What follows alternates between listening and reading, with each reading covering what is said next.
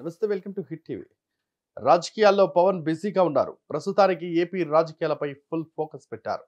దాదాపు అన్ని సినిమాల షూటింగ్లకు విరామం ప్రకటించారు. హరిహర వీరమల్లుతో పాటు మరో 2 సినిమాలకు సంబంధించిన షూటింగ్స్ చేయాల్సి ఉంది. ఎన్నికల తర్వాత ఈ సినిమాల చిత్రీకరణ తిరిగి ప్రారంభం కానుంది. అంతవరకు పవన్ ఫోకస్ ఏపీ ఎన్నికలపైనే పెట్టారు. అయితే ఎన్నికల్లో బిజీగా ఉండడంతో ఒక అరుదైన గౌరవాన్ని సైతం వదులుకున్నారు. సున్నితంగా తిరస్కరించారు. తమిళనాడులోని వేల్స్ యూనివర్సిటీ పవన్ కళ్యాణ్ కి గౌరవ డాక్టరేట్ ఇచ్చేందుకు ముందుకు వచ్చింది. ఆయన పేరును ఎంపిక చేసింది. పవన్ చేసిన సహాయక సేవా కార్యక్రమాలను పరిగణలోకి తీసుకుని ఎంపిక చేసినట్టు ప్రకటించింది. జనవరిలో జరగబోయే తమ యూనివర్సిటీ 14వ స్నాతకోత్సవాలకు హాజరై డాక్టరేట్ అందుకోవాలని ఆహ్వానించింది. దీంతో జనసేన శ్రేణుల్లో ఆనందం వెల్లివిరిసింది. తమ అధినేతకు అరుదైన గౌరవం లభించిందని వారు ఎంతగానో సంతోషించారు.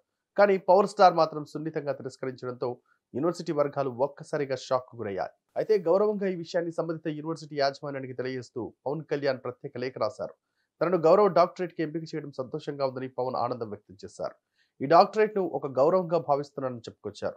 అయితే తనకంటే గొప్పవారి సమాజంలో చాలా మంది ఉన్నారని, వారిని గుర్తించి ఈ డాక్టరేట్ ను ప్రదానం చేయాలని కోరారు. ఏపీలో ఎన్నికలు సమీపిస్తున్నందున రాజకీయాల్లో బిజీగా ఉన్నట్టు తెలిపారు.